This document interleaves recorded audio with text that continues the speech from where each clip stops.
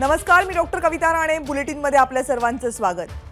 अयोध्येतल्या राम मंदिर प्राणप्रतिष्ठा सोहळ्याचं आमंत्रण विरोधी पक्षांना पाठवायला सुरुवात झाली आहे.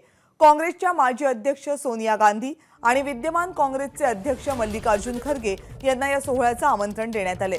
यासोबतच माजी पंतप्रधान मनमोहन सिंग आणि देवेगौडा यांनाही आमंत्रण पाठवण्यात आले. पण राहुल गांधी यांना आमंत्रण आहे की नाही याची माहिती अजून समोर आलेली नाही.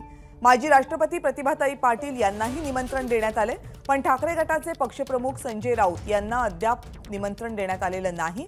आम्ही राम मंदिरासाठी त्याग केला तरी आम्हाला आमंत्रण नाही, अशी टीका खासदार राऊत यांनी केली आहे. सोनिया गांधींना आणि मल्लिकार्जुन खरगेंना निमंत्रण देण्यात आलेलं आहे. चांगली गोष्ट आहे. उद्धव ठाकरे यांना ते आमंत्रण देणार नाहीत. ज्या कारणासाठी अडवाणी यांना आमंत्रण दिलेलं नाही, कारण आम्ही सगळे त्या राम मंदिराच्या आंदोलनात सहभागी, संपूर्ण शिवसेना, बाळासाहेब ठाकरे, आम्ही सगळे त्यातले आरोपी आहोत. मी स्वतः त्यातला एक आरोपी आहे. त्याच्यामुळे ज्यांनी त्याग केला आहे राम मंदिरासाठी, मग अडवाणी जे असतील, मुरली मनोहर जोशी असतील, उद्धव ठाकरे असतील, आम्ही सगळे असू, आम्हाला ते बोलवणार नाही, त्याची आम्हाला खात्री आहे.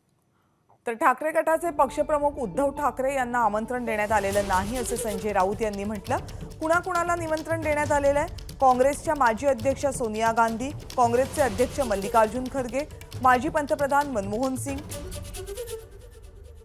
याशिवाय माजी पंतप्रधान HD देवेगौडा आणि माजी राष्ट्रपती प्रतिभाताई पाटील यांना या सोहळ्यासाठी आमंत्रित करण्यात आले.